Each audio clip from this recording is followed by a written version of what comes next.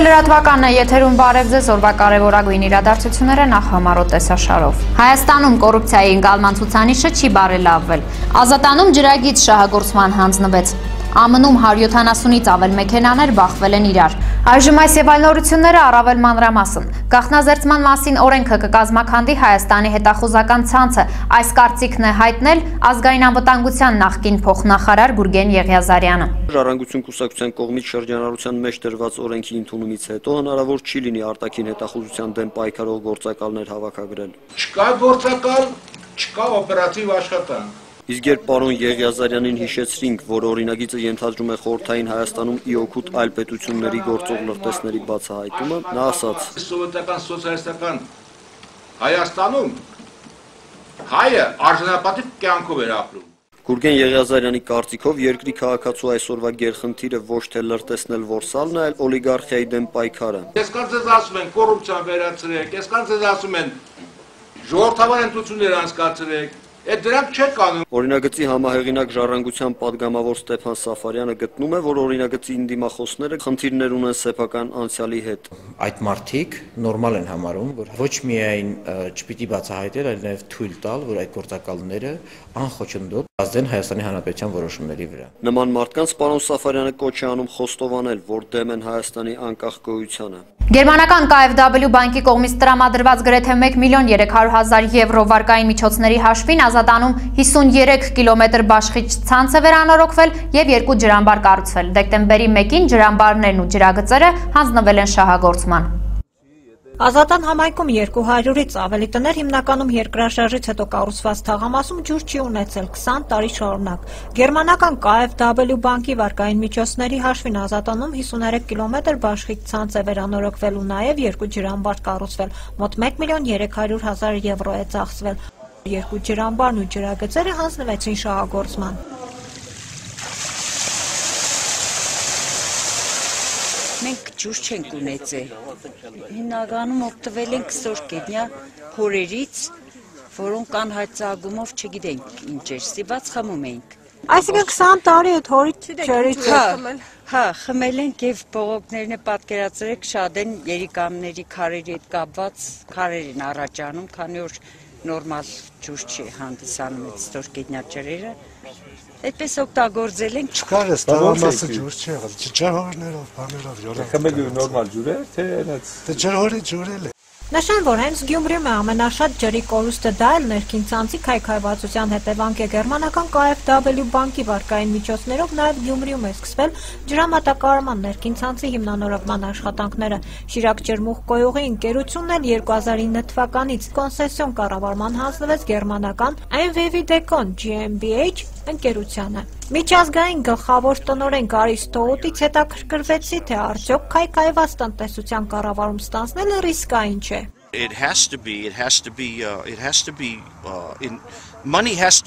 հիմնական նպատակն է, որ մենք կարողանանք վերականգնել այդ քայքայված ցանցը։ Այստեղ գիտեք ինչն է կարևոր, որ դա անելու համար պահանջվում են գումարներ, որ հիմա ներդրվեն, հետո սակագնի ու բաժանորդների պարտաճանաչ վճարումների միջոցով հետ բերվեն։ Իհարկե ինչ որտեղ կան վտանգներ, բայց ներդրումներ արվում են, աշխատանքները շարունակվում են։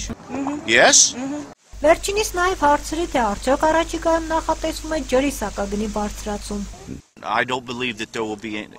Հավանական է, որ ընդհուպ մինչև 2014 թվականը սակագնի բարձրացում չլինի։ Դա իմ կարծիքն է, համենայն դեպս մինչև այդ ժամանակահատվածը նախատեսված չէ։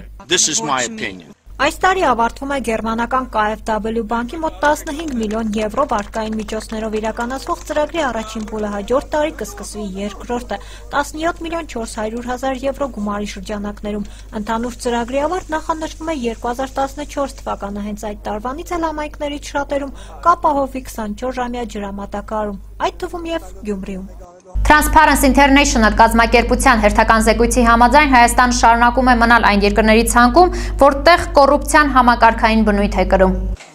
Transparency International հակակոռուպցիոն կենտրոնի այսօր հրապարակած կոռուպցիայի ընկալման 2011 թվականի զեկույցում աշխարհի 183 երկրների շարքում Հայաստանը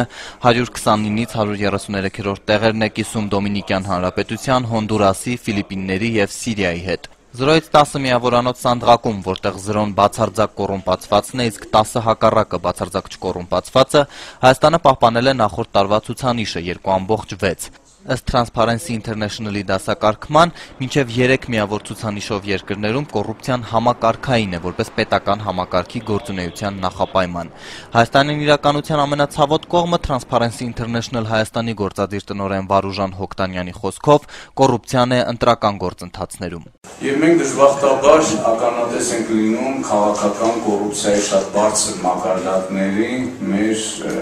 բոլոր ընտրությունների ժամանակ։ Սա առաջին հերթին դա վարչական ռեսուրսի չարաշահումն է ընտրությունների ժամանակ, դա և ֆինանսավորման հետ կապված ընտրակաշառքներ և այլն, քանի դեռ նորմալ ընտրություններ չանցկացվեն Հայաստանում, մենք ունենանք համակարգային կոռուպցիա։ Հետխորհրդային երկրներից այս տարի առաջընթաց է արձանագրել միայն Վրաստանը, որը 4.1 միավորով կիսում է 64-ից 65-րդ տեղերը։ Ադրբեջանի ցուցանիշը Հայաստանից էլ ցածր է 2.4, կիսելով աղյուսակի 143-ից 151-րդ տեղերը։ Հայաստանի համաթիվը չի բարելավելու ոչ կառավարության որոշումներով, ոչ էլ օրենսդրական բարեփոխումներով, այսօր կարծիք հայտնեց Transparency International Հայաստանի գործադիր տնօրենը։ Դա բարելավում է, այդ երբ որ կա քաղաքական կամք, Ես միշտ չի գիտեմ, գուցե այնքան էլ ճիշտ չի այդ համեմատությունը, մեկը որ որոշում է ծխելը թողնել։ Եթե կարողանում է թողնել, այն կանխ ունի։ Եթե մարդիկ որոշում են, որ այլևս կոռուպցիան իսկապես հասել է այն վիճակի, ինչպես դա 59 թվականին Սինգապուրում եղավ, հասկացան, որ կոլապսի առաջ են կանգնած եւ որոշում են, որ վերջ պետք է այսպես չլինի, կամ մենք տեսնում ենք Վրաստանում մեր հարևան նույնպես այդպիսի փոփոխություններ, այդ դեպքում արդեն ընկալումը կլավանն է։ Ամլացում կամ կաստրացիա Հայաստանի Հանրապետության ազգային ժողովը եւ կառավարությունը այս միջոցով են որոշել պայքարել մանկապղծության դեմ։ Մենք առաջարկում ենք այդ կամավոր լացման տարբերակը։ Հայաստանում անչափահասների նկատմամբ սեռական բռնությունների դեպքերի աճի միտումները հասկանալու համար ըստ նախարարի խորքային ուսումնասիրություններ են անհրաժեշտ։ Նախկինում էլ է եղել այս հանցագործությունները, բայց լավ բնույթ են կրել, կողարկված բնույթ են կրել, փորձել են թաքցնել եւ ծնողները եւ երեխաները։ Ըստ նրա մտահոգիչ երևույթը երկրում ընթացող արժեհամակարգերի փոփոխության արդյունք է։ Մշակված օրենսդրական նախաձեռնության վերաբերյալ կառավարությունն արդեն տվել է իր եզրակացությունը։ Այն է մանկապիղծ հանցագործը պատժի կրելուց որոշ ժամանակ առաջ պետք է անցնի փորձաքննություն։ Քանի դեռ չկա եզրակացություն, որ ինքը հանրության համար որևէ վտանգ չի ներկայացնում, ապա հարկադիր բուժում պետք է շարունակի։ Իսկ եթե անձը համաձայնվի կամավոր գնալ ամլացման, ապա պարոն Թովմասյանի ասելով նրան քիմիական եղանակով հատուկ հորմոններ կներարկեն եւ նա այլևս վտանգավոր չի լինի հասարակության համար։ Միաժամանակ նախարարը ընդգծեց. Մի կողմից մենք խնդիր կարող ենք ունենալ նաեւ անտիարժանապատվության հետ։ Իդեպ Եվրոպական ընտանիքի անդամ երկրներից այսօր միայն Լեհաստանում են կիրառում հարկադիր ամլացումը։ Միասնական Ռուսաստան կուսակցության անդամ Ռուսաստանի Դաշնության Պետդումայի падգամավոր Ռոբերտ Շլեգերը YouTube-ում տեղադրել է մի տեսանյութ, որի միջոցով կոչ է անում քվեարկել գողերի եւ խաբեբաների օգտին։ Կադրից դուրս ձայնը կոչ է անում քվեարկել ուսանողների եւ ուսուցիչների, գիտնականների եւ զինվորականների, բժիշկների եւ գործարարների կուսակցության օգտին։ Ինչ էլ որ մեզ ասեն, մենք սիրում ենք մեր երկիրը եւ միասին աշխատում ենք նրա բարօրության համար, ասվում է տեսանյութում։